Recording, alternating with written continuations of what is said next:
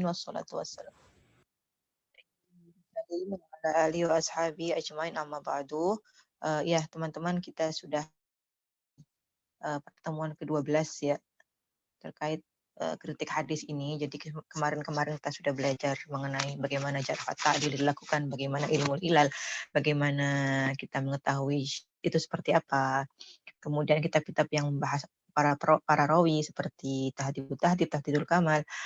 Sekarang kita beralih ke bagaimana kalau sebuah hadis atau beberapa hadis yang terlihat kontradiktif gitu ya, antara satu dengan yang lain tuh saling ada yang saling bertentangan atau ada yang bermacam-macam, ada berbeda gitu, berbeda cara gitu. Misalnya kalau ada yang wudu, misalnya ada yang sekali, ada yang menyatakan Rasulullah itu wudunya sekali basuh aja, ada yang mengatakan Rasulullah itu wudunya 3 kali. Nah, itu gimana? Nah, ini akan dibahas secara khusus dalam ilmu mukhtalaful hadis. Jadi sebenarnya para ulama ada yang membedakan antara mukhtalaful hadis dengan muskilul hadis, tapi kita sekarang nggak fokus di perbedaan itu. Yang penting bagaimana cara dohirnya itu berbeda, bagaimana kita menyikapinya. Nah, nanti kita akan dengarkan bersama presentasi dari kelompok 12 mengenai bagaimana atau solusi dari hadis-hadis yang berbeda secara yang nampak berbeda ini. Oke, sekarang saya langsung serahkan ke Khadijah dan siapa sih? Kamila, Ibu. Khadijah dan Kamila untuk mempresentasikan hasil temuannya ya. Oke, silakan. Oke. Bismillahirrahmanirrahim. Assalamualaikum warahmatullahi wabarakatuh. Kami dari kelompok 12 ingin mempresentasikan makalah kami yang berjudul Metode Memahami Hadis yang secara zahir nampak kontradiktif.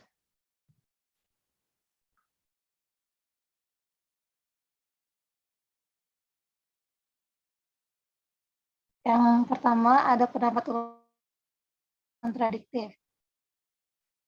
Satu pengertian mukhtalif hadis memiliki kedudukan sentral dalam tradisi umat Islam. Ia menjadi sumber tasyri' kedua dalam agama Islam dengan Al-Quran. Ia berfungsi sebagai penjelas Al-Quran, menghususkan keumuman Al-Quran dan mentakyid membatasi kemutlakan Al-Quran. Tidak hanya itu, hadis juga terkadang menetapkan hukum yang tidak disinggung dalam Al-Quran. Memang hadis bisa dikatakan sebagai sumber tasyri' tersendiri. Karena memang tidak sedikit hadis Nabi menetapkan hukum yang tidak di dalam Al-Quran. Namun di sisi lain, hadis juga tidak terlihat sebagai sumber Islam sendiri karena memang posisinya sebagai penjelas atau tabiin bagi Al-Quran. Mengingat pentingnya kedudukan hadis ini, tidak heran jika banyak sahabat Nabi yang menjaga dan mengamalkan dan mengajarkannya dari generasi ke generasi. Ilmu mukhtalif hadis pertama kali dicetuskan oleh Imam Asy-Syafi'i dengan kitabnya Ikhtilaf al-Hadis. Menurutnya, mukhtalif hadis adalah hadis yang tidak dapat kecuali dengan cara menggugurkan salah satunya, seperti bila mana terdapat dua hadis yang saling bertentangan dalam satu masalah, satu menghalalkan dan yang satu lagi justru mengharamkan. Merupakan salah satu ilmu yang sangat penting untuk dipelajari dan dipahami secara mendalam, khususnya bagi para pemerhati hadis. Orang awam bisa saja terjebak mengamalkan suatu hadis, padahal hadis tersebut kategori mukhtalif hadis. Mukhtalif hadis membahas hadis-hadis yang nampaknya bertentangan secara lahiriah, namun para ulama telah berusaha menyelesaikan persoalan ini. Secara bahasa, mukhtalif berasal dari kata ittifaq. Dikatakan takhalaful qaumu wakhtalafu apabila setiap orang mengambil jalannya masing-masing. Bisa juga dikatakan takhalaf roni wakhtalafu idza lam yattafiqu. Artinya setiap dua perkara yang tidak sama dapat disebut sebagai mukhtalif. Di dalam Al-Quran, mukhtalif tertera di Quran surat Al-An'am. Lalu secara bahasa, mukhtalif hadis dari kata ikhtilaf yang yaitu lawan ittifaq. Dikatakan takhalaful qaumul wakhtalafu apabila jalan masing-masing. Juga dikatakan Takhalaful amrani wa ikhtalafu idza lam yattafiqa, artinya setiap dua perkara. Lanjut saja. Secara istilah, mukhtalif hadis ialah suatu hadis yang sekilas tampaknya bertentangan dengan hadis lain. Yang kedua, ada pendapat ulama hadis mengenai hadis kontradiktif. Yang pertama ada menurut Imam Syafi'i, definisi hadis mukhtalif ialah hadis yang tidak dapat diselesaikan kecuali dengan cara menggugurkan salah satunya, seperti bila mana terdapat dua hadis yang saling bertentangan dalam suatu masalah, satu menghalalkan dan satu yang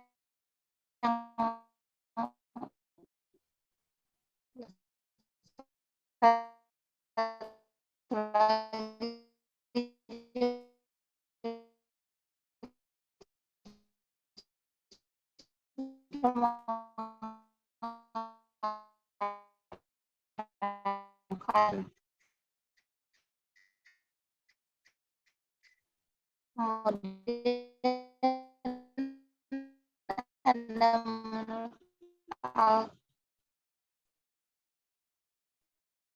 Al-Tanawi hadis mukhtalif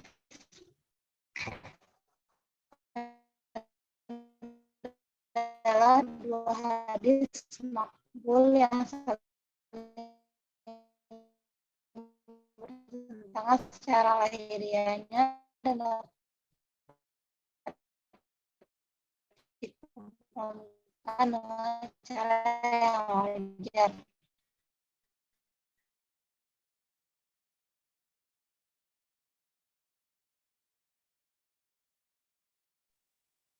Kamila.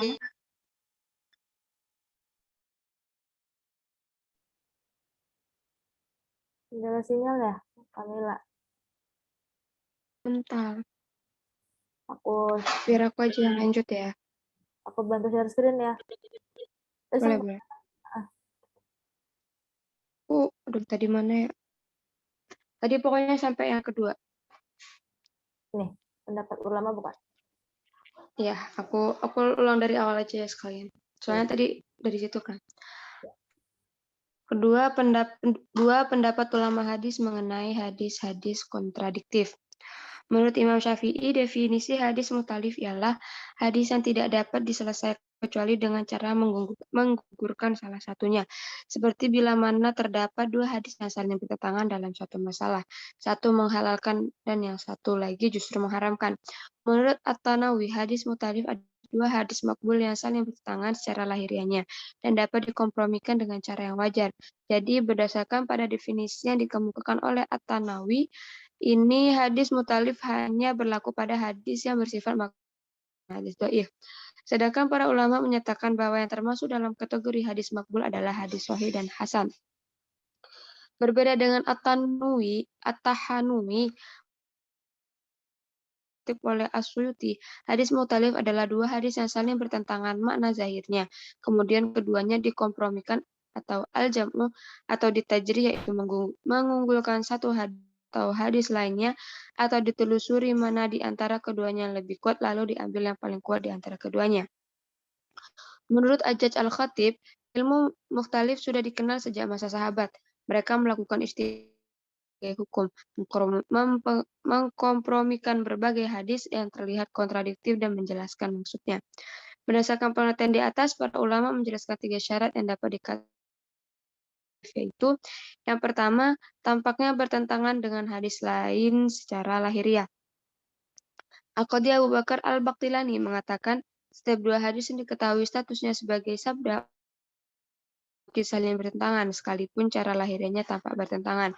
Dalam konteks kajian ini, yang dimaksud dengan bertentangan ialah hadis-hadis mukhtalif saja, tidak termasuk hadis-hadis muskil, walaupun antara keduanya ada sedikit kemiripan. Yang kedua, hadis berstatus makbul. Kajian ini terfokus pada hadis-hadis yang berstatus makbul saja. Menurut para ulama, hadis-hadis mardud cukup dijelaskan alasan penolakannya tanpa menguras waktu untuk mencari jalan penyelesaiannya. Yang ketiga, hadis dapat dikompromikan atau ditarjih. Ilmu mutalif hadis ialah ilmu yang membahas tentang metode penyelesaian hadis-hadis yang tampaknya bertentangan. Cara kerja ilmu ini antara lain dengan cara melakukan kompromisasi terlebih dahulu bila memungkinkan, atau menjelaskan aspek umum dan khusus mutlak, muqayyad, nas, atau mentarjih salah satunya. Kajian ini akan dilihat bagaimana Syekh Utsaimin mengaplikasikan metode penyelesaian hadis-hadis mutalif yang telah ditawarkan oleh ulama sebelumnya. Materi selanjutnya B, yaitu macam-macam metode dalam memahami hadis kontradiktif. Yang pertama, jamak. Secara bahasa, al-jamak adalah isim masdar dari jamaah yang bermakna menghimpun sesuatu dan menyusunnya, menyatukan yang terpisah. Dari arti ini dapat dipahami bahwa yang dimaksud dengan metode al-jamak adalah menggabungkan dua hadis atau lebih yang saling bertentangan dengan cara menghindarkan pertentangan tersebut, sehingga bersifat kompromistis dan akhirnya kesemuanya dapat diamalkan. Metode ini umumnya terpakai pada dalil kontradiksi yang muatannya sama-sama umum dan sama-sama khusus. Yang kedua, B, itu tarjih. Metode tarjih diupayakan untuk menguji keunggulan hadis-hadis yang berlawanan dengan memenangkan salah satu pihak. Apabila pilihan sikap dalam menghadapi perbedaan antar hadis itu harus menerapkan pola tarjih, maka komponen yang menjadi pertimbangan adalah yang pertama aspek sanad, dengan menguji jumlah jalur transmisi, ketersambungan, kadar kapabilitas atau dhabit perawi serta posisi sahabat perawi hadis. Yang kedua, aspek matan, dengan mencermati data kesejahteraan dari kerancuan redaksi matan dilengkapi ilat, hukum, dan nisbah pesandaran hadis pada pemegang otoritas. Yang ketiga, dukungan eksternal yang diperoleh dari Al-Quran. Informasi hadis lain yang sederajat atau lebih baik mutu, keserasian dengan analogi hukum atau qiyas, praktek kenegaraan, dan kepemimpinan Khulafaur Rasyidin, tradisi Madinah, dan sebagainya. Yang ketiga, menurut Al-Hazimi, secara etimologi, istilah nasakh hanya berkisar pada dua arti, yaitu dipergunakan untuk arti al-izalah atau menghilangkan, nakal atau memindahkan. Sedangkan dari segi istilah, kata nasakh berarti mengangkat, menghapus hukum syariat dengan dalil hukum syariat yang lain. Nasakh juga dipakai untuk arti pembatalan, penghapusan, pemindahan dari satu sarana ke sarana lain, dan perubahan. Sesuatu yang membatalkan, menghapus, dan memindahkan dinamai nasakh. Sedangkan adalah sesuatu yang diangkat, dibatalkan, dipindahkan, dan dihapus. Metode ini dapat diaplikasikan jika dari hadis-hadis yang bertentangan itu masing-masing dapat terdeteksi periode kejadiannya dan sangat sulit melakukan pengompromian. Selanjutnya, konsep nasakh dapat diketahui dengan beberapa indikasi. Yang pertama, adanya penjelasan dari Nabi, sebagaimana hadis diriwayatkan Ibnu Majah melalui jalur periwayatan dari Yunus bin Abd al-Ali, Ibnu Wahab, Ibnu Jurayj, Ayyub bin Hani, Mas'ud bin al-Ajda, yang berujung pada periwayatan Ibnu Mas'ud yang redaksinya berbunyi, anna Rasulullah sallallahu alaihi wasallam qala, kuntu nahaitukum an ziyaratil qubur fazurul qubur fa innaha tahdu fid dunya wa tadhkurul akhirah. Yang artinya, sesungguhnya Rasulullah SAW pernah bersabda, aku pernah melarang kalian berziarah kubur, dan sekarang telah diperbagi Muhammad untuk menziarahi kubur ibunya. Maka berziarahlah, karena sesungguhnya ia mengingatkan akhirat.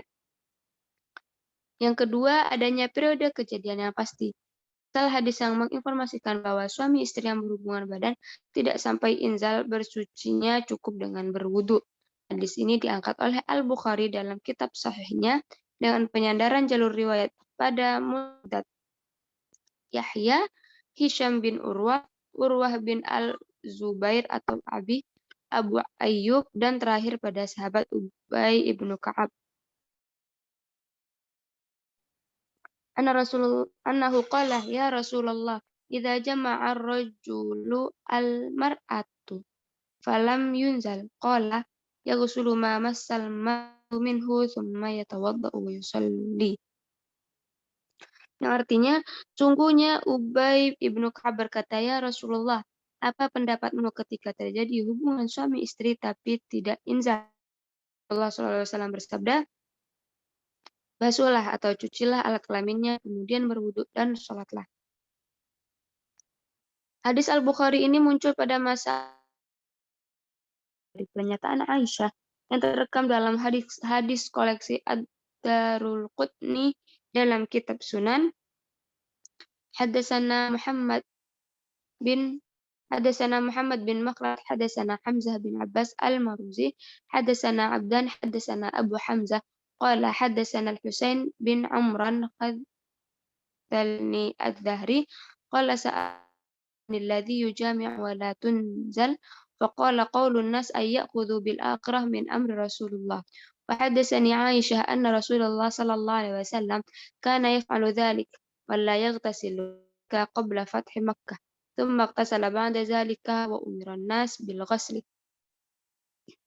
Yang artinya diriwayatkan oleh Muhammad bin Makhlad, diceritakan oleh Hamzah bin diceritakan dari Abdan, diceritakan dari Abu Hamzah, ia berkata,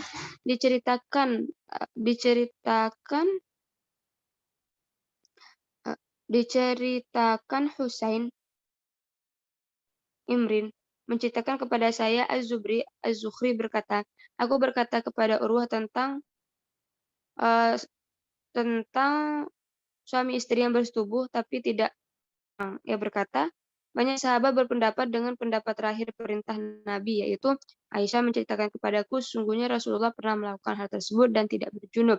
Peristiwa tersebut sebelum Mekah. Setelah terjadi Fatah Mekah, Nabi mandi junub dan memerintahkan kepada manusia atau para sahabat untuk mandi junub. Yang ketiga, adanya statement dari seorang sahabat ini terlihat dari hadis Ahmad tentang tata cara menghormati jenazah, di mana pertama kali muncul informasi perintah Nabi kepada sahabat untuk menghormati jenazah dengan berdiri. Kemudian Nabi memerintahkan untuk duduk. Haddatsana Ismail bin Ibrahim Muhammad bin Amr qala haddatsana Waqid bin Amr bin Sa'ad bin Ma'adah qala syahidtu janazah fi Bani Salmah faqul ijlis fa inni sa'akhbiruka fi hadha bithabatin. Hadatsani Mas'ud bin Hakam Az-Zirqi annahu sama'a li bin Abi Thalib bi batil Kufa wa huwa yaqul kana Rasulullah sallallahu alaihi wasallam amarna bil qiyam fil janazah summa jalasa ba'da dzalik wa amarna bil julus. Diriwayatkan kepada kami oleh Ismail Ibrahim dari Muhammad bin Amr, ia berkata, diceritakan dari Waqid bin Amr bin Sa'ab Mu'ad, saya Waqid melihat jenazah dari Bani Salamah, lalu aku berdiri. Nafi berkata kepadaku, duduklah, aku akan menceritakan padamu sampai kamu yakin.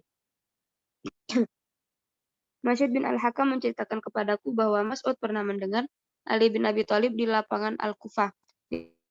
Rasul memerintahkan kepada kami, sahabat, untuk berdiri ketika ada jenazah, lalu duduk. Setelah kejadian tersebut, Nabi memerintahkan kepada kita untuk duduk ketika ada jenazah. Selanjutnya yang yaitu metode tawakuf merupakan cara menangguhkan pengamalan prinsip ajaran pada kedua hadis yang saling kontradiksi. Metode ini ditempuh jika hadis yang saling bertentangan itu tidak bisa dikompromikan atau al-jama', tidak diketahui historisnya, sehingga metode nasakh tidak bisa diterapkan, dan yang terakhir tidak terdeteksi keunggulan salah satu tentangan.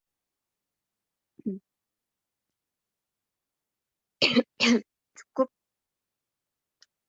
dilanjutkan oleh Kamila.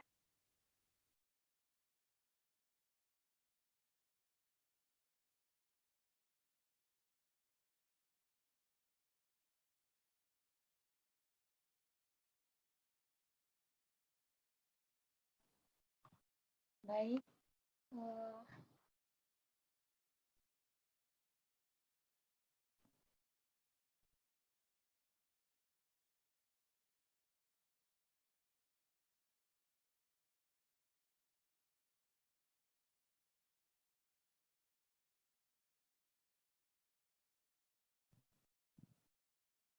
Baik teman-teman, kalau kami telah dipresentasikan, apakah ada dari teman-teman yang ingin bertanya atau yang ingin menambahkan? Kami persilahkan.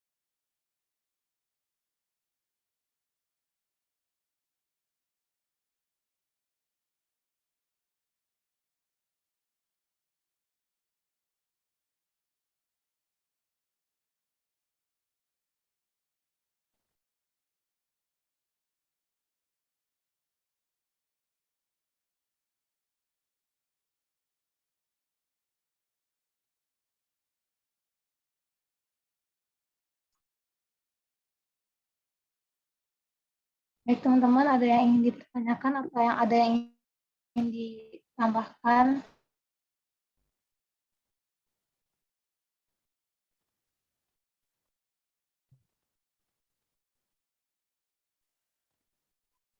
Ibu mau bertanya, apa bisa dari Ibu dulu? Mungkin setelah Ibu menjelaskan, baru teman-teman ada yang bertanya.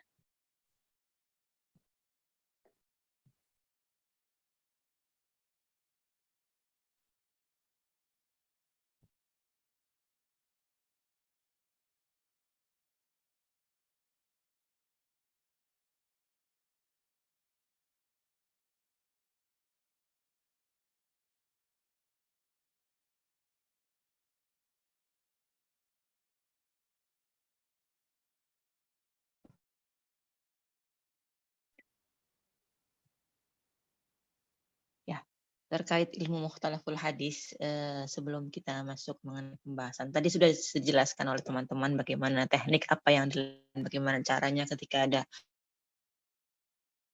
kita anggap secara ketika dilihat itu ada pertentangan di dalamnya. Nah, bagaimana para ulama sendiri sudah menulis banyak terkait hadis, di antaranya yang pertama, orang-orang termasuk yang pertama menulis terkait ilmu ini mukhtalaf adalah Imam Syafi'i. Imam Syafi'i menulis, jadi ini masih bagian dari kitab Al-Um ya, juz 10 itu. Jadi saya kasih lihat dulu kitab-kitab yang utama kita terkait ikhtilaful hadis ini. Pertama adalah Al-Um dulu. Jadi Imam Syafi'i di abad kedua, beliau sudah menulis kitab khusus yang membahas mengenai hadis-hadis yang mukhtalaf. Jadi contohnya beliau tekniknya itu mengumpulkan hadis-hadis yang di situ ada yang tentang satu tema tertentu, dan kemudian dianggap di dalamnya itu ada perbedaan. Misalnya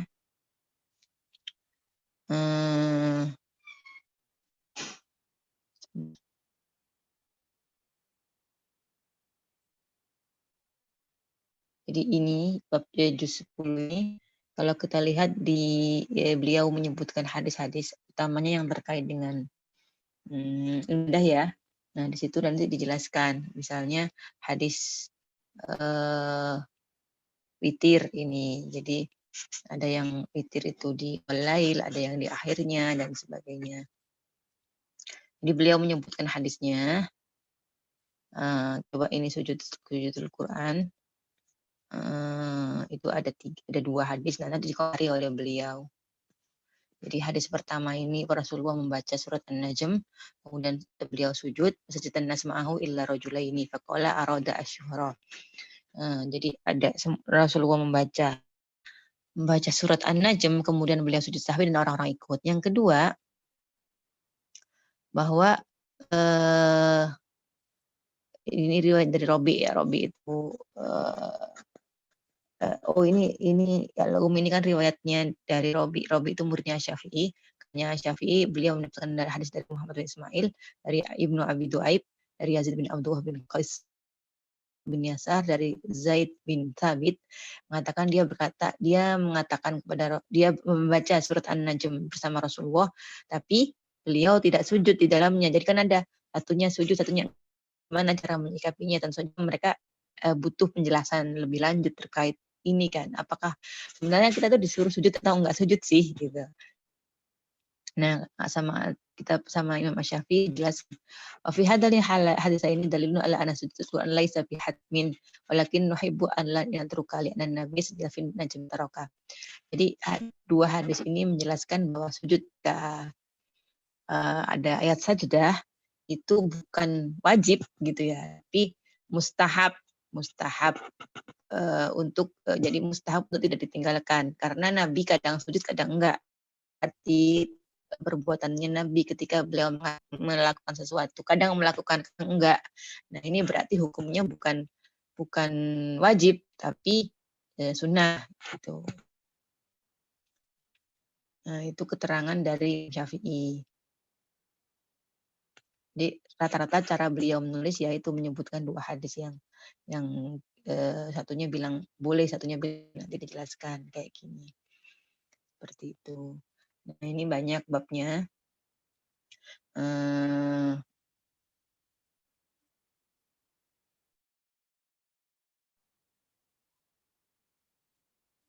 Baik ut'am, kemudian haid, kemudian nafil walad, dan banyak ini penjelasan terkait hal-hal yang menurut Imam kan hadis yang ada hal yang bertentangan gitu. Jadi sebenarnya nanti ini ujungnya atau kedepannya itu apa sih gitu? Untuk apa kita mesti membahas hadis ini hadis itu ada pertentangan atau enggak?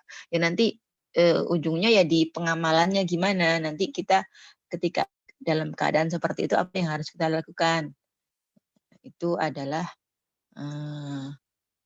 tujuan akhir dari membahas mengenai mukhtalaful hadis. Jadi hadis Nabi itu kan sama kita bisa lihat bahwa di sana itu ada hadis-hadis yang umum, nanti ada hadis yang muqayyad. Nah, itu gimana?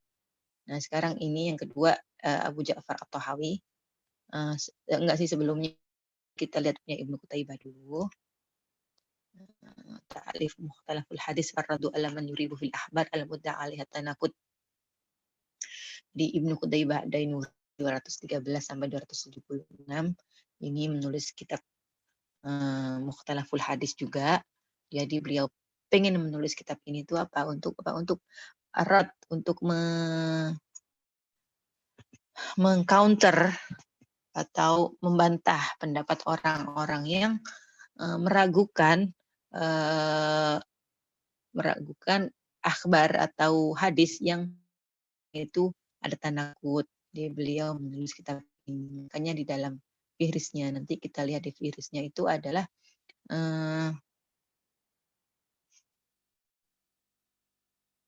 pertama, sebentar.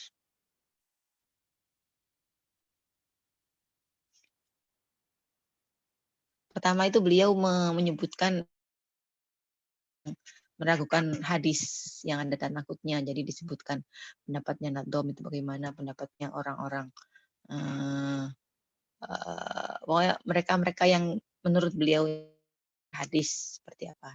Nah, setelah itu menyebutkan hadis-hadis yang dianggap sama beliau bertentangan. Jadi misalnya ada 2 hadis yang saling bertentangan dalam istiqbalul kiblah bi ghaitin aw baulin. Jadi orang yang menghadap kiblat ketika dia sedang buang kecil atau besar.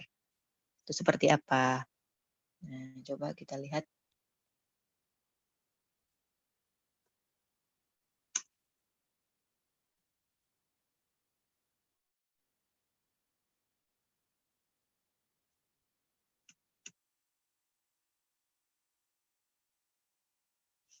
Jadi ada hadis yang pertama ini beliau menyebut astaqbilul kiblata bi ghaitin awala baulin. Jadi jangan kamu menghadap kiblat kalau kalian ini sedang buang kecil atau buang air besar gitu ya.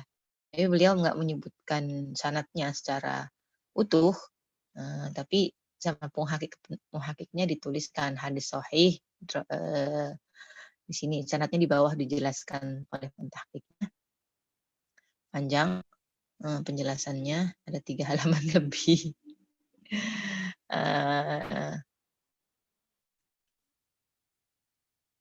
Mana sih?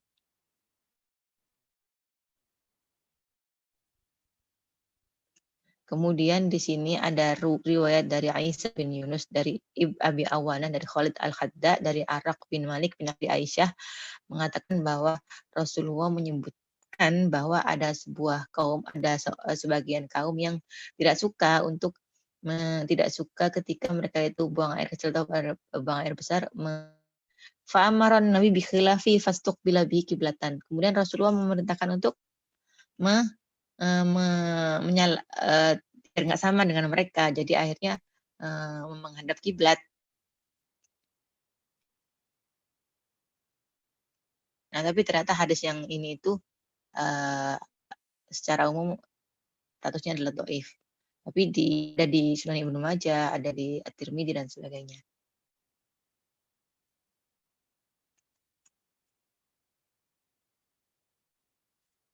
Nah, kalau dhaif dan sahih kan jelas ya, kita sudah jelas nanti di dalam cara kita mentarjih. Jadi ini cara mentarjih atau memilih antara dua hadis itu kan yang jelas yang mana yang salah satunya yaitu dengan melihat statusnya apakah dia itu qawi dan dhaif.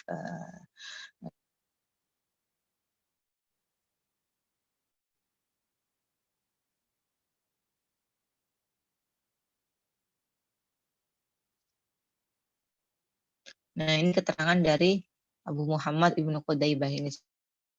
Ya juzu alaihin nasakh. Jadi boleh dianggap salah satu dari nasakh atas yang lain. Tapi kenapa orang-orang tidak menganggapnya nasakh gitu keterangannya di sini.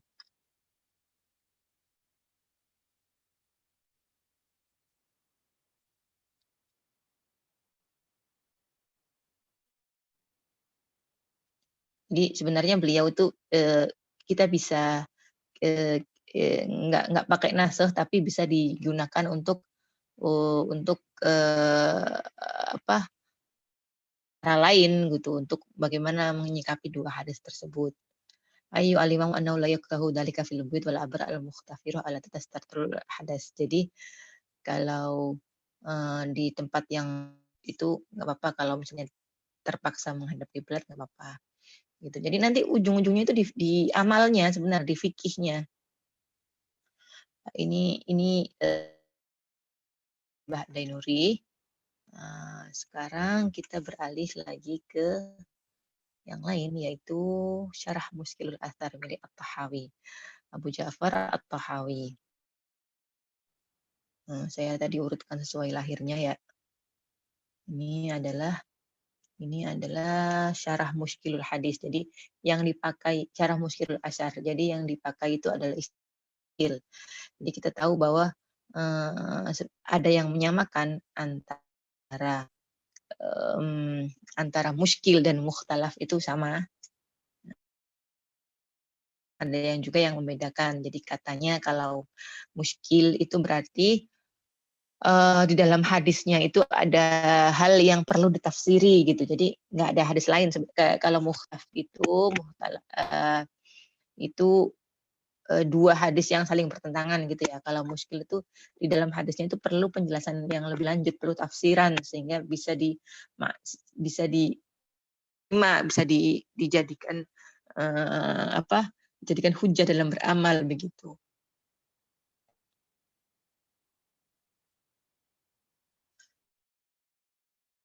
Halaman 10.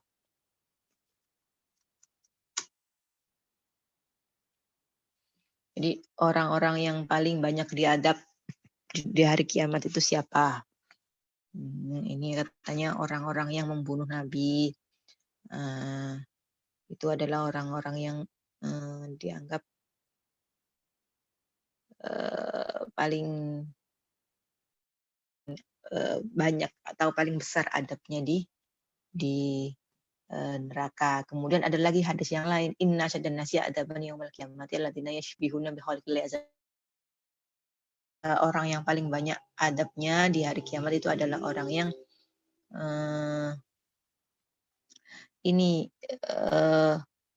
menyerupai makhluk Allah yang lain gitu. Nah, ini kan beda kan, yang pertama bilangnya adalah orang yang membunuh Nabi, yang selanjutnya beda lagi. Nah, ini gimana seperti itu.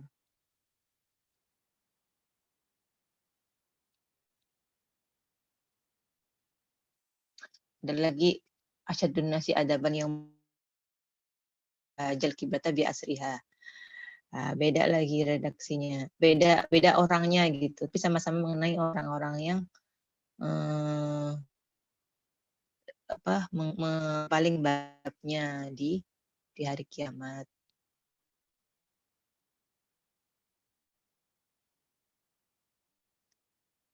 Ya, nanti tinggal dipakai semua, jadi semua dipakai.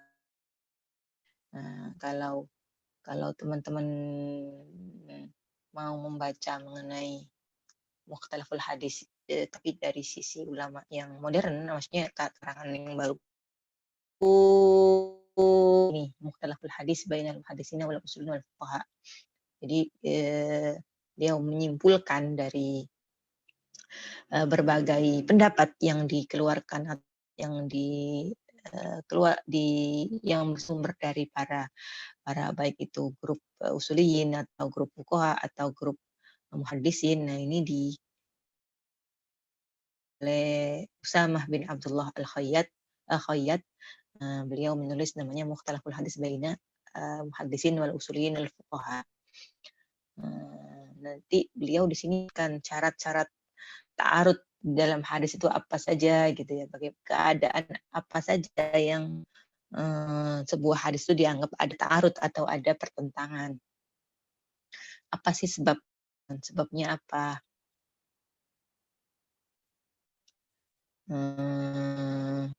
Misalnya, nah kita tahu kalau kita belajar tafsir ya, kita bisa lihat ada ayat-ayat yang mutlak dan ayat-ayat yang muqayyad, atau ayat yang mentakhid, ayat yang mutlak tadi, atau ada am, ada khos gitu ya. Kemudian ada mujmal, ada mubayyan dan sebagainya. Nah, sama hadis juga sama. Sama di sana juga ada hadis yang kalau kita lihat redaksinya itu bentuknya ada kulun nas atau gimana. Nah, itu nanti kalau misalnya ada hadis yang bertentangan, dicari apakah yang pertama di antara dua hadis ini satunya itu yang bersifat am. Nah, nanti kalau misalnya memang am dan khos berarti ya dipakai dua-duanya, satu dalam konteks untuk semua, untuk am. Hadis yang selanjutnya yang khos ya dalam konteks tertentu, orang-orang tertentu saja. Gitu. Sama juga nanti ketika misalnya ada yang mutlak disebutkan semua, ada enggak hadis tapi sebenarnya kalau dicek itu hadisnya itu muqayyad gitu ya, terbatas gitu individu yang dicakup di dalamnya. Kalau memang ada yang mutlak dan ada muqayyad ya masing-masing dipakai keadaannya dia sendiri gitu. Kalau am ya dipakai untuk am, kalau muqayyad ya nanti dipakai dalam keadaan tak gitu. Kemudian nah nanti di sini juga ada contoh-contohnya.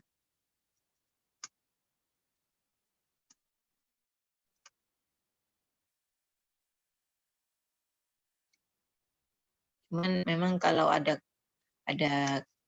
pertentangan antara hal ini, ya imma di jama'.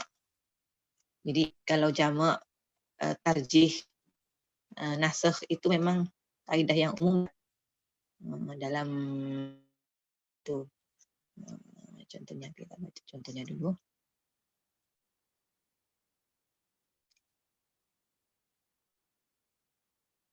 Misalnya begini.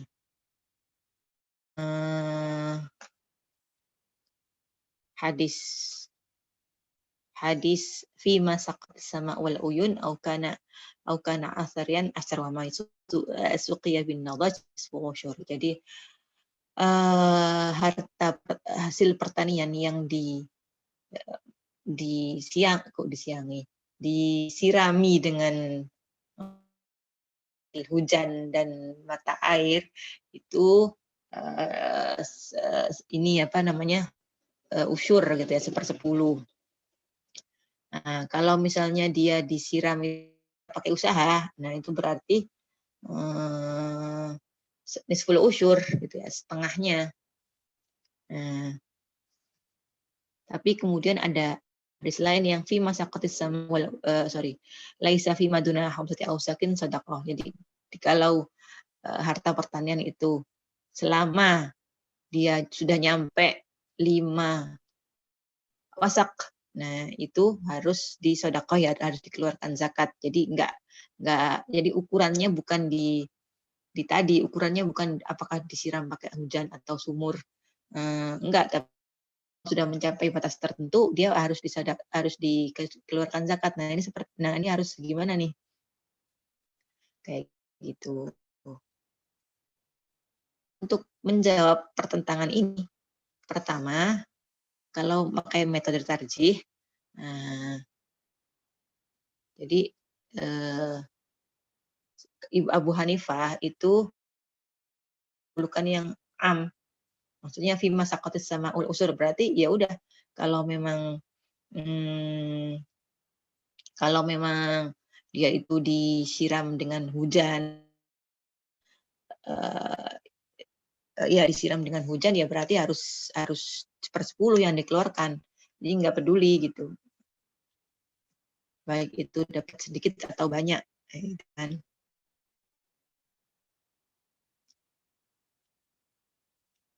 Nah, tapi ada madhab lain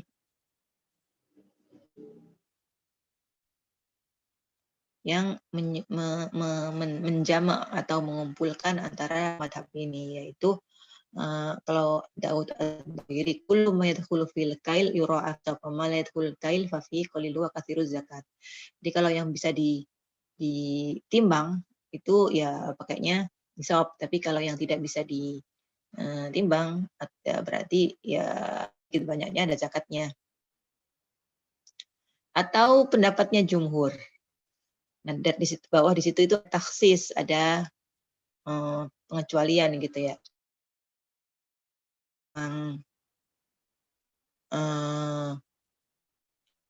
Kalau memang dia itu disiram pakai air hujan selama tidak nyampai 5 wasak, berarti dia tidak harus dikeluarkan 1/10.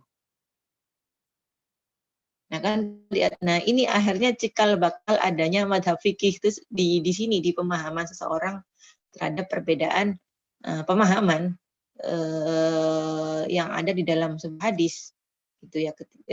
Imam Abu Hanifah berpendapat seperti ini, Imam Asy-Syafi'i dan jumhur berpendapat seperti ini. Ya, akhirnya berbeda-beda madhab fikihnya. Jadi satu hadis yang sama itu bisa dipahami secara berbeda oleh orang yang berbeda.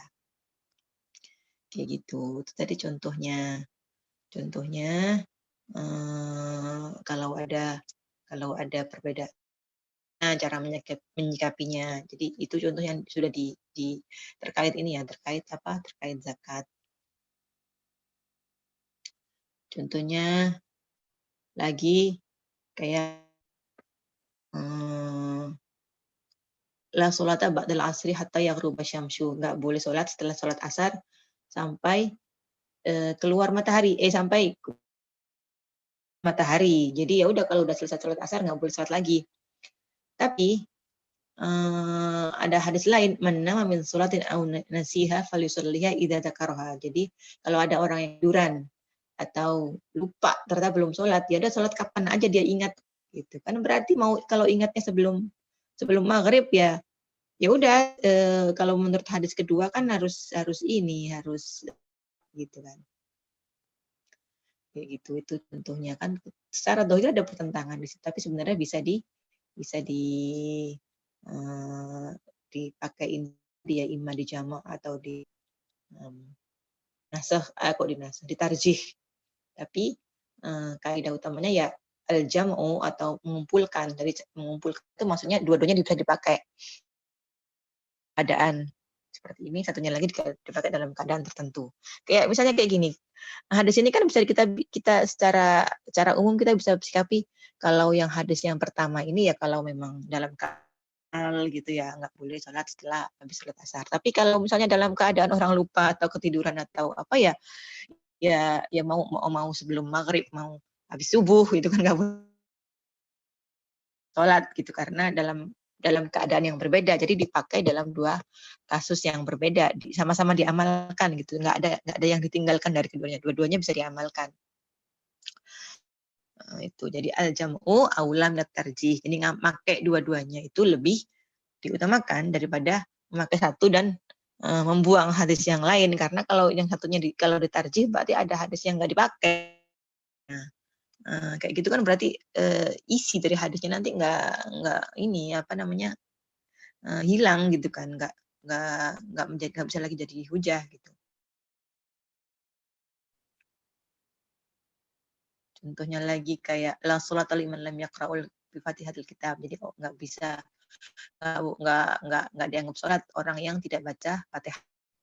Tapi ada hadis lagi, man kana lahu imamun fa qiraatul imam qiraatun lahu. Jadi kalau orang yang sholat jamaah ada imamnya, ya berarti bacaannya imam itu ya bacaannya dia ngikut ke makmum atau orang yang ikut.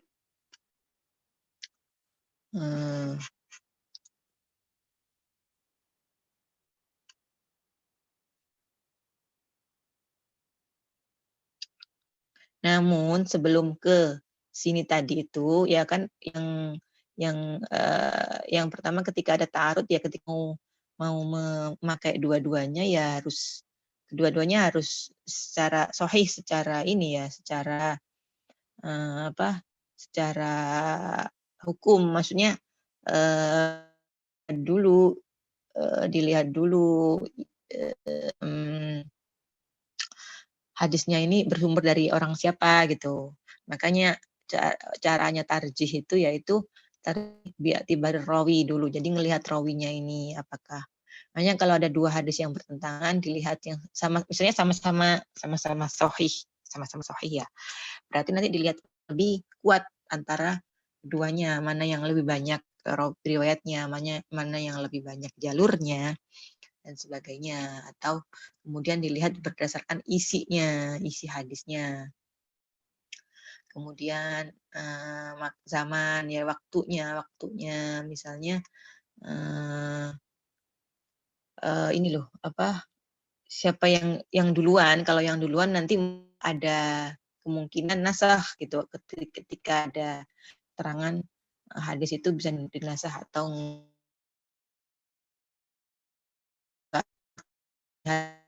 melihat waktu itu tentu saja kita harus berpegang pada apa asbabul urut sebuah hadis, karena di sana nanti akan terlihat kapan hadis ini dalam keadaan apa hadis ini bisa diamalkan seperti itu.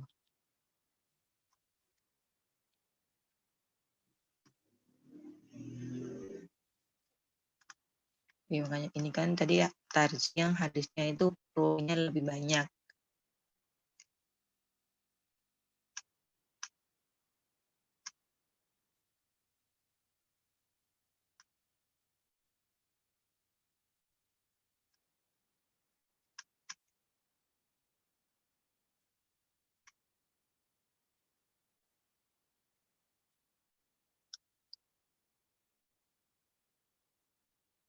Jadi itu adalah beberapa teknik yang dari sana kita bisa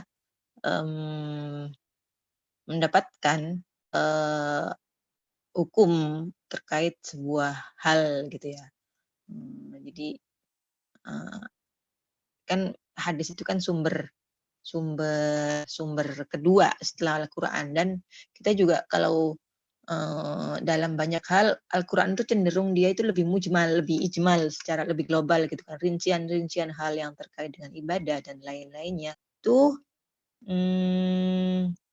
lebih banyaknya di hadis gitu ya. Jadi seseorang melihat Nabi begini, melakukan hal seperti ini, nah itu adalah sumber dia untuk begitu. Nah, jadi ketika misalnya ada pertentangan Nabi, kadang-kadang sholat tarawih di masjid, kadang-kadang Nabi sholat tarawihnya nggak di masjid, itu berarti ini gitu di situ ada bukannya Nabi nggak konsisten dalam perbuatannya, bukan, tapi sudah menunjukkan bahwa Nabi itu bersikap rahmah terhadap para umatnya. Jadi kalau misalnya Nabi terus-terusan taraweh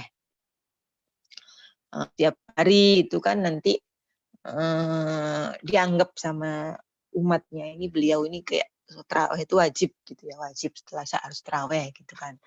Nah, Nabi kadang terawih, kadang enggak, maksudnya kadang terawih sendiri di rumah gitu kan. Itu menunjukkan bahwa terawih ini memang hukumnya sunnah gitu aja. Kadang-kadang Nabi melakukan sesuatu itu kan bukan karena beliau enggak suka atau terawih setiap hari berjamaah, enggak, bukan kayak gitu, tapi ya itu kan ada orang-orang yang memang kadang punya bayi atau sakit pasti, dan itu kan biar mereka nggak merasa mendapatkan mendapatkan fadilahnya terawih gitu.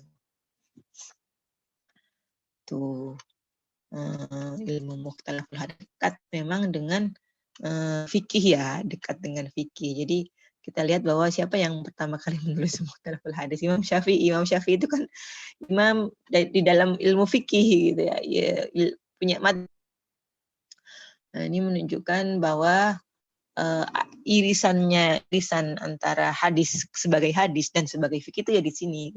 Salah satunya di mukhtalaful hadis, yaitu ketika ada pertentangan bagi hal tersebut.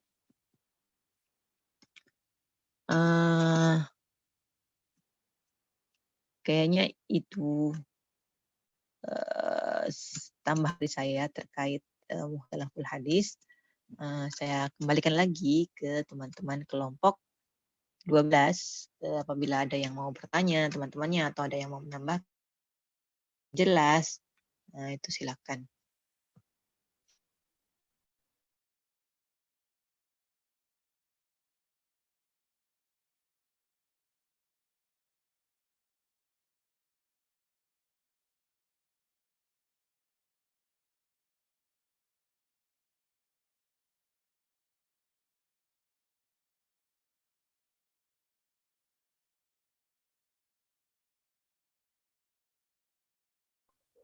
Ibu izin bertanya, Bu.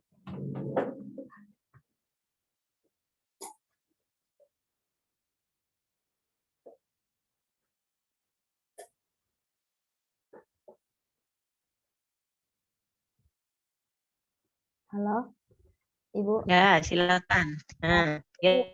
Jadi terkait mukhtalif hadis sama muqaranah, jadi sama-sama berbandingan gitu ya, Bu. Tapi bedanya apa, Bu?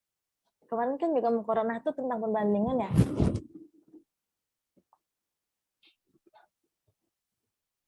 Oke.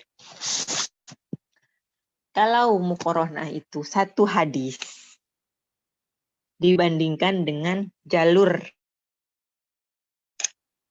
Gitu, Jel. Jadi perbedaan antara mukhtalaf dengan muqaranah itu apa?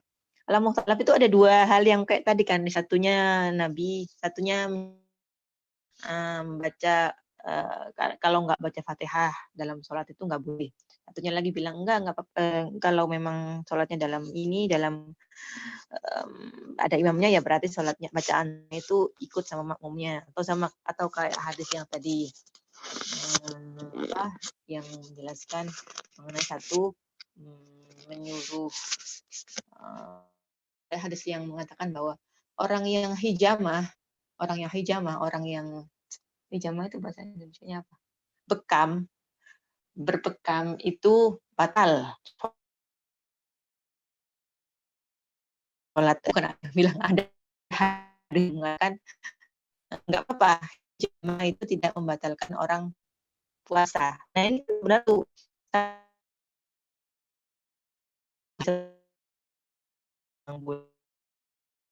mukhtalaf. Itu Suara Ibu putus-putus. Apa di aku doang ya? Enggak ya, putus-putus. Ya, aku juga putus-putus. Oh.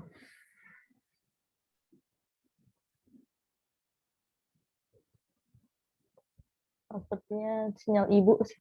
Alhamdulillah kan sinyal aku. Soalnya aku juga itu unstabil katanya internetnya. Kamu enggak ini, Jal? Enggak itu. Nggak apa? Suro. Udah selesai.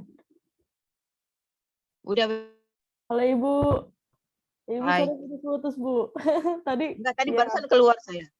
oh pantesan. Saya Iya, kan iya. barusan keluar. Sekarang udah ada lagi belum? Udah, Bu, udah. Oke, ya. Jadi mulai mana tadi? Mulai jadi kalau mukorona itu hadisnya satu. Cuman diriwayatkan dari banyak jalur dan masing-masing jalur itu ada yang sama redaksinya atau ada yang berbeda. Nah, perbedaan redaksi dalam berbagai jalur pada hadis yang sama, ini nanti kita muqaronahkan dan kita cari mana ini yang mana ini yang kira-kira paling sahih di antara banyak jalur ini. Tuh. Berarti ada 2 atau bahkan ada lebih. Jadi ada 2 atau 3 hadis yang rata-rata sih 2, cuman bisa lebih juga. Yang hadisnya ini kalau kita baca seolah satu bilang A, satu bilang B, satu nyuruh ke kanan, satu nyuruh ke kiri gitu kan. Nah, sekarang kita mau ikut yang mana? Mau ikut yang ke kanan atau yang ke kiri? Nah, itu pesan dari mukhtalaf.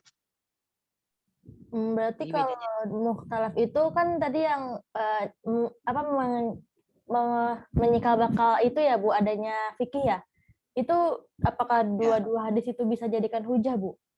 Atau yang lebih itu aja, sahih aja yang boleh? Ya, untuk dimukoronahkan. Untuk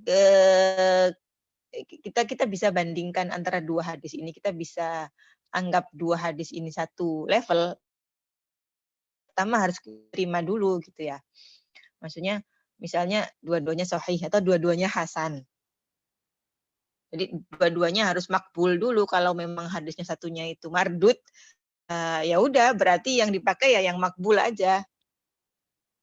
Oh, jadi mukhtalaf itu emang harus dua-duanya minimal kayak hasan gitu ya, Bu ya? Ya, dua-duanya harus makbul. Iya, betul. Baru dianggap bisa dipakai dua-duanya atau bisa ditarjih kalau memang perlu ditarjih dan sebagainya. Kalau nasakh ya berarti harus nanti dilihat keterangannya dulu. Nasakh kan biasanya kan nasakh nabi yang mengatakan oh ini itu dinasah gitu, atau terangan dari sahabat bahwa Nabi menyatakan hadis ini sudah dinasah. Itu kalau ada nasakh ya antara keduanya. Seringnya sih nggak ada nasakh, makanya kemudian kalau nasakh kan jelas ya, tinggal ngambil salah satu aja yang nggak yang mansukh gitu, yang terakhiran. Yang mansukh, yang nasikh, yang mansukh yang nggak dipakai lagi. Jadi hadisnya tetap kita anggap, kita terima hadisnya, tidak dipakai untuk beramal lagi. Kayak misalnya ada hadis yang tentang khamr itu, yang kalau ada orang meminum khamr,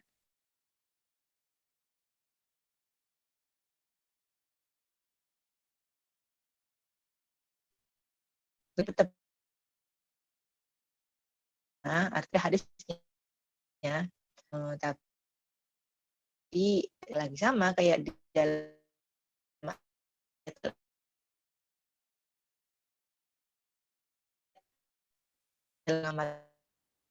Ibu putus-putus lagi, Bu.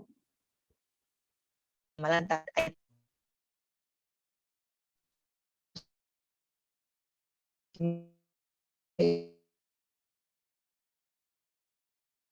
ya,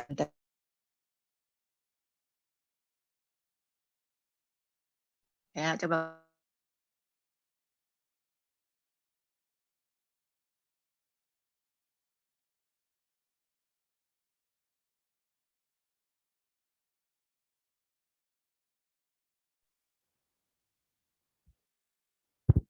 Halo, Ibu. Udah ya? Enggak tadi.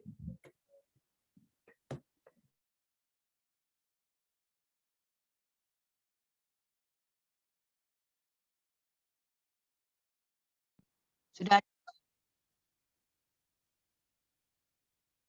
Iya Bu, alhamdulillah sudah terjawab sih. Nah, terima kasih ya Bu ya. Ya, sama-sama.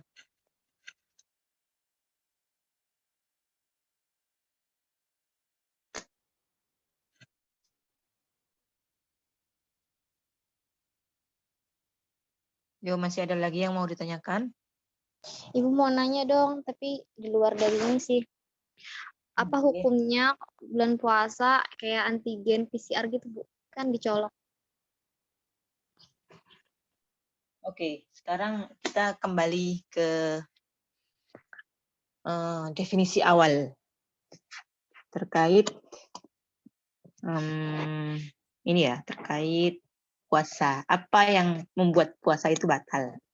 Yang membuat puasa batal satu adalah memasukkan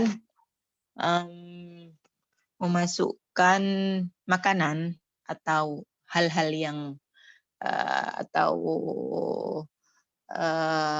sesuatu yang nanti bisa nyambung ke lambung gitu ya, dari lubang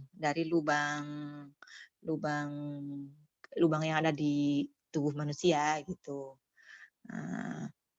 Atau juga selain ini ya, selain melakukan hubungan seksual itu.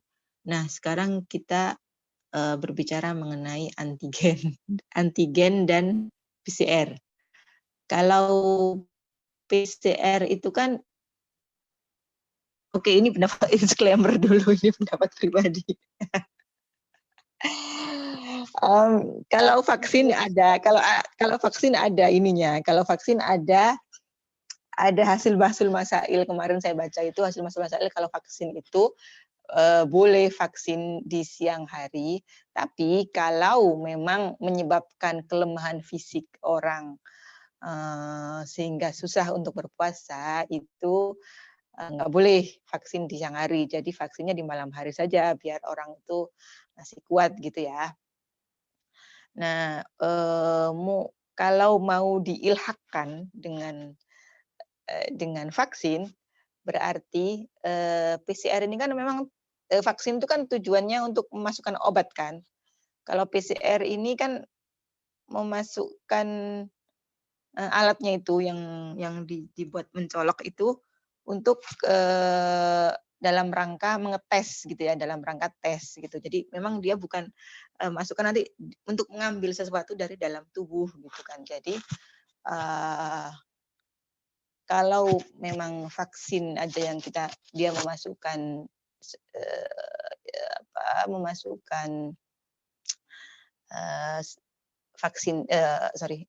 virus yang dilemahkan dan lain-lainnya itu bisa.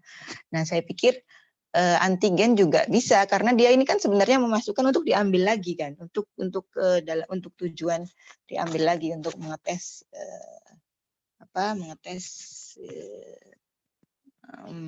apakah ada virus atau enggak di dalam tubuh kita. Jadi saya pribadi boleh nggak apa-apa.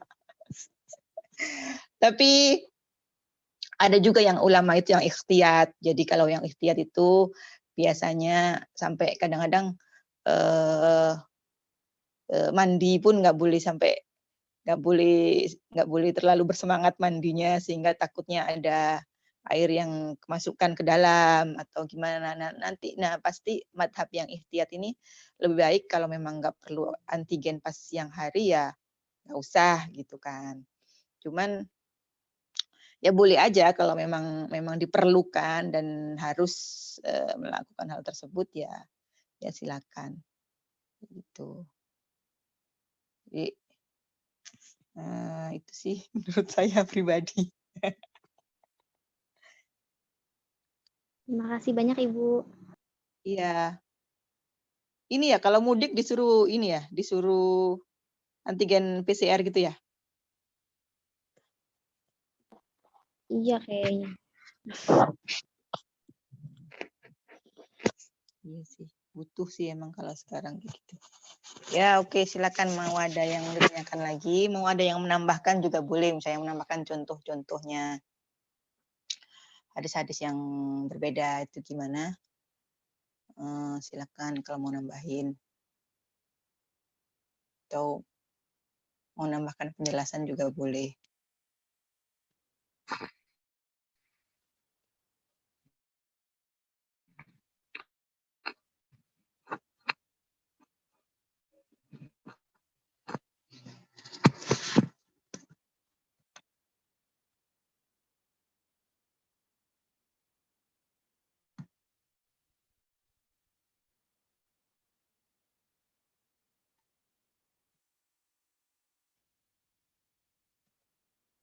Makanya sikap para ulama sendiri terhadap satu hadis yang dianggap mukhtalaf itu juga kadang-kadang berbeda-beda, tergantung cara pandang dia.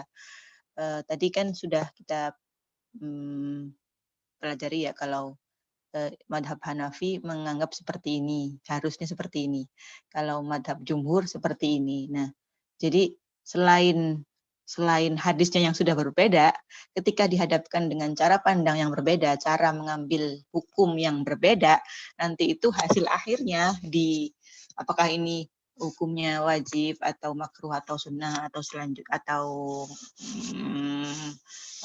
mubah. Nah, itu bisa jadi berbeda. Seperti itu. Jadi dari awalnya memang sudah berbeda, terus cara menyikapinya berbeda, akhirnya jadi perbedaan di hukum, perbedaan di produk hukumnya. Kadang nggak perlu mukhtalaf hadis, sebenarnya satu hadis aja itu bisa berbagai macam penafsiran gitu. Kalau para mujtahid awal itu.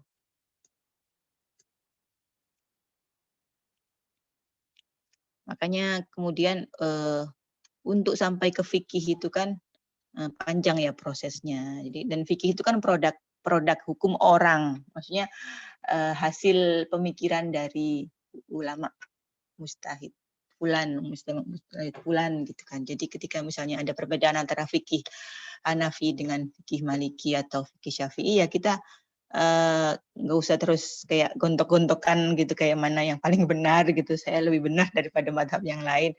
Enggak, itu sama-sama hasil pemikiran gitu ya.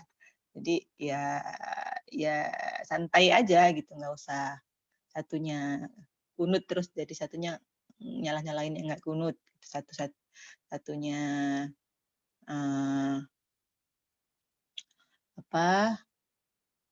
satunya itu lebaran mulai puasanya pakai hisab, satu mulai pakainya ru'ya, ya biasa gitu. Jadi kalau kita bisa sampai gitu, bisa seperti itu, mana asalnya dari sebuah perkataan Nabi kemudian dilihat redaksinya seperti apa, atau dilihat jalur sanadnya sampai itu apakah sahih atau dhaif atau dan sebagainya. Kemudian setelah itu misalnya redaksinya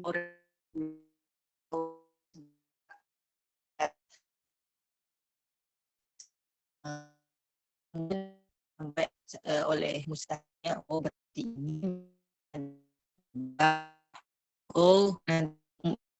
nanti yang katanya atau sudah lebih itu ada kayak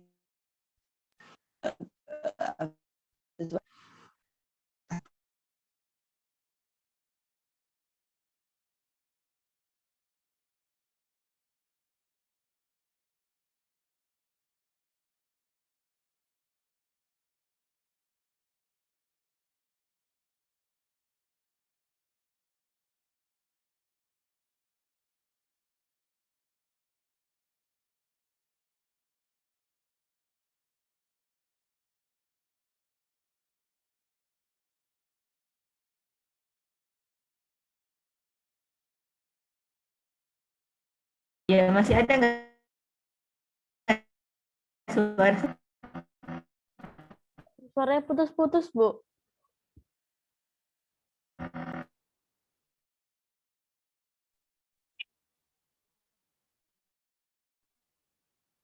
Nggak tahu ini kenapa tiba-tiba Sinyalnya lagi begini. nggak mendukung ya, Bu? Ya, heeh. Iya, iya, Udah nggak kan? ada suaranya. Dah, sekarang lagi ada. Nggak tahu. Entah karena belum bayar internet, nggak tahu kenapa. Ibu, satu lagi, Bu, saya mau Ya, nanya. kalau ada yang mau ditanyakan, Ini, Bu, ya boleh.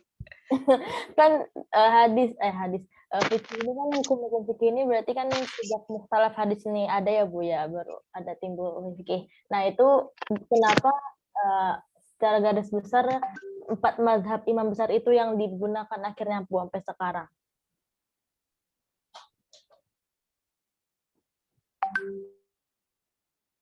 Masa awal tuh nggak cuman mereka, jadi ada madhabnya.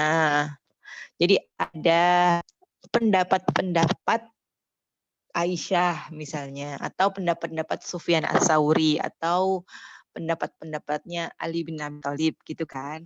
Nah kemudian atau yang lainnya. Cuman yang kadang banyak muridnya itu yang kemudian menyebarkan madhabnya gurunya. Jadi bahwa sebenarnya seorang mujtahid itu enggak terus dia mengklaim ini adalah madhab saya, enggak. Jadi beliau mengumpulkan pendapat-pendapat guru-gurunya, para guru-gurunya, tabi'in semua dari awal dikumpulkan, kemudian menambahkan pendapat dia sendiri, kemudian ada yang ya pokoknya intinya beliau nggak ada klaim bahwa dia itu adalah imamul madhab gitu, mujtahid. Nah baru setelah itu murid-muridnya yang banyak, biasanya kalau ada murid-muridnya yang rajin menulis pendapat gurunya, itu nanti makin kesini makin tersebar gitu. Kalau jadi yang membuat sebuah madhab besar itu ya ketika para muridnya atau para ininya banyak, menyebar sampai sekarang.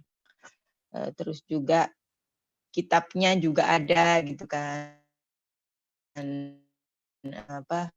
Apalagi sampai sekarang kayak misalnya Imam Asy-Syafi'i di Ar-Risalah dan Al-Um seperti itu. Jadi sebenarnya kan terus kemudian madhab itu bukan berarti cuman kayak pendapatnya Imam Syafi'i aja gitu, enggak. Jadi di dalam sebuah madhab itu aqwalus Syafi'i, jadi perkataan Imam Syafi'i dan ashabus Syafi'i, jadi para sahabat Imam Syafi'i. Makanya kita lihat bahkan di dalam madhab perbedaan pendapat Imam Al-Juwaini. Imam Al-Juwaini yang menulis Nihayatul Matlab itu ya, Imam Al-Juwaini ini salah satu muridnya Imam Syafi'i. Beliau ini punya banyak perbedaan pendapat dengan Imam Syafi'i dan itu ditulis dalam kitabnya. Jadi Imam Syafi'i berkata seperti ini, tapi saya lebih cocok dengan perkataan ini. Dan ya udah, jadi itu adalah madhab. Jadi itu dijadikan pegangan oleh kita sampai sekarang. Jadi nanti kita tahu bahwa dalam permasalahan misalnya dalam permasalahan wudu ada perbedaan pendapat antara ashabus Syafi'i dan Imam Syafi'i sendiri. Jadi Imam Syafi'i bilangnya begini, nanti Imam Juwaini bilang begini, nanti Imam An-Nawawi bilang begini. Jadi ada banyak perbedaan pendapat bahwa di situ. Kayak gitu. Jadi madhab itu lebih ke ini ya, kerangka berpikir para mujtahid ini untuk bisa sampai ke hasilnya, karena metodologi atau kerangka berpikir madhab Syafi'i tentu nanti berbeda dengan kerangka berpikir yang dipakai oleh Hanafiyah atau oleh Hanabilah atau oleh Malikiyah misalnya gitu. Imam Syafi'i muridnya Imam Malik, tapi satunya punya madhab, satunya lagi punya madhab. Kenapa Imam Syafi'i nggak ikut madhab Malikiyah aja? Padahal itu kan guru dan murid ya. Imam Syafi'i itu ke Madinah usia berapa, 10 tahun kalau nggak salah beliau ngaji ke Imam Malik. Tapi kemudian masing-masing punya pola pikirnya sendiri dan akhirnya menjadi dua madhab yang berbeda gitu. Ya mungkin di dalamnya nanti ketika ada persamaan ketika dalam hukum, misalnya hukumnya sama-sama bilang kalau membaca ini itu adalah mustahab gitu kan. Cuman sampai ke situ, sampai ke mustahab itu jalurnya lewat apa, cara sampai ke mustahabnya itu bagaimana, mungkin berbeda seperti itu. Jadi jangan dikira terus Imam Al-Ghazali itu kalau beliau mau bikin madhabnya sendiri bisa, karena secara kemampuan itu punya level ijtihad yang tinggi gitu kan. Cuman beliau tetap mau di dalam madhab gitu kan, tetap nggak buat sendiri gitu. Ihtiram kepada gurunya beliau. Atau karena ya sudah nyaman aja di dalam metodologinya Syafi'i. Ini seperti itulah madhab berkembang. Betul. Oke, Bu, baik. Terima kasih, Bu. Ya, sama-sama.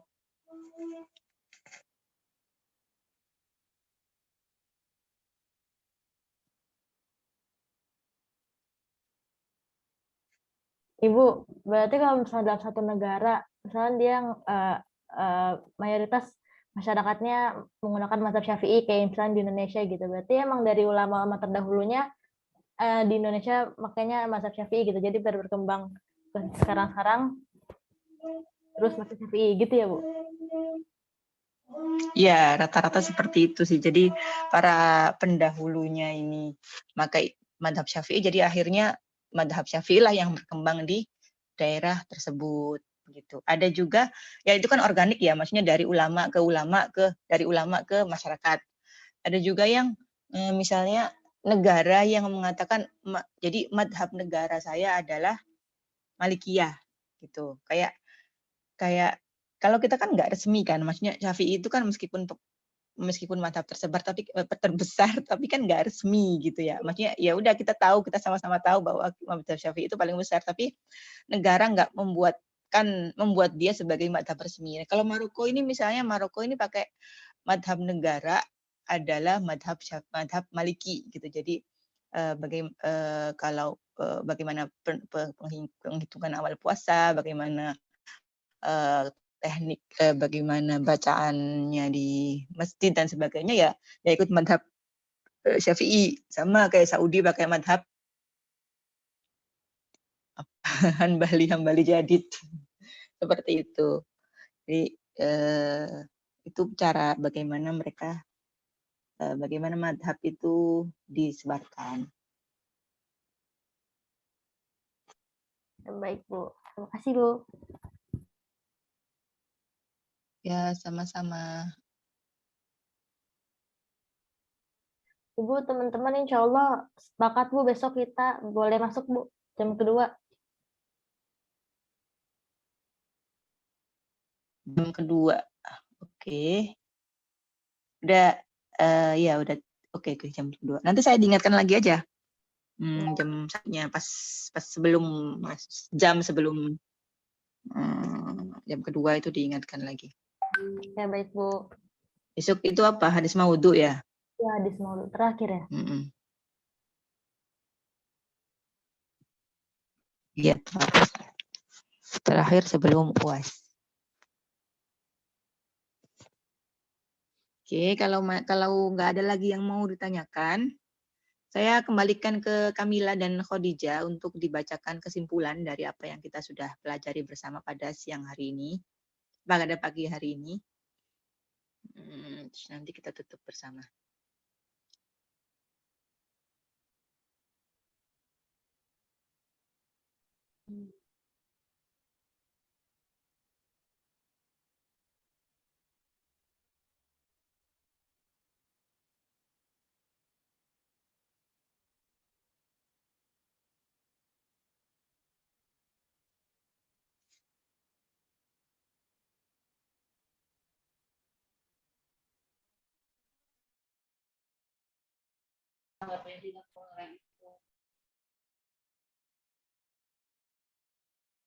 Baik, saya akan membacakan kesimpulan dari makalah kami hari ini.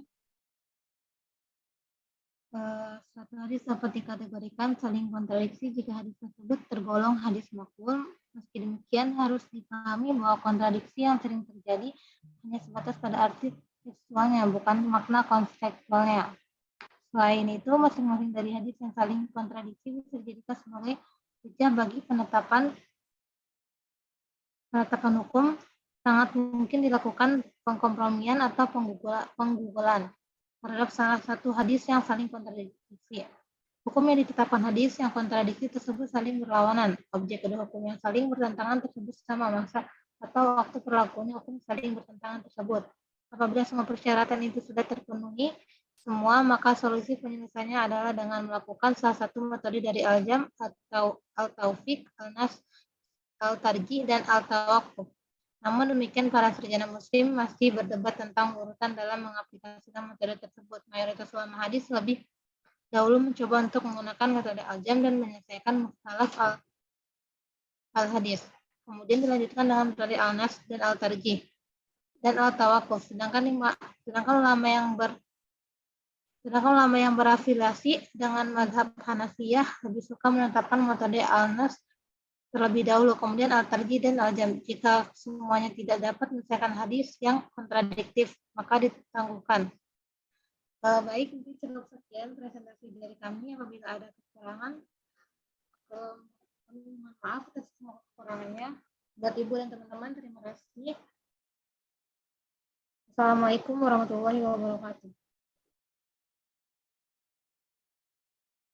Assalamualaikum warahmatullahi wabarakatuh. Waalaikumsalam warahmatullahi wabarakatuh.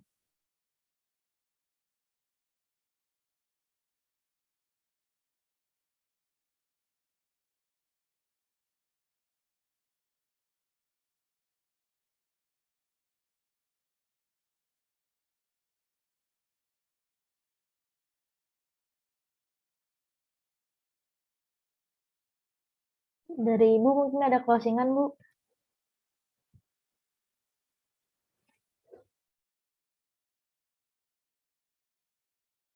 Ibu belum on mic ya, Bu?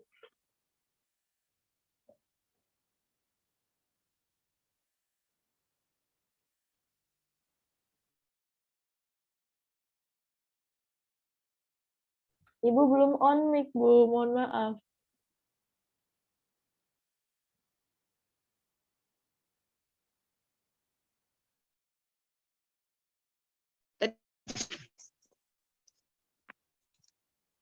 Ya,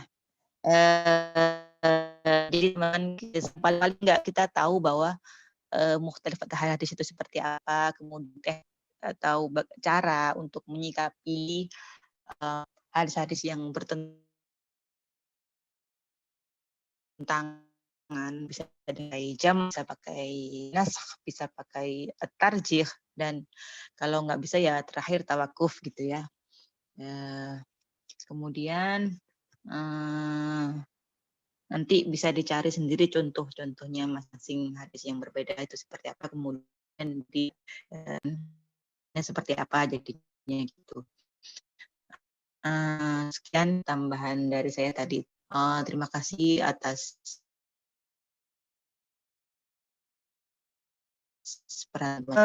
kita tutup kuliah pada pagi hari ini dengan bacaan doa majelis. Subhanallahumma bihamdihi. Selamat.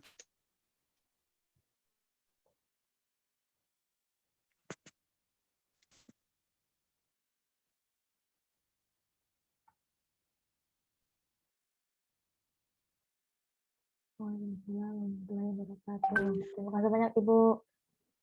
Yuk, sama-sama. Terima kasih banyak, Ibu.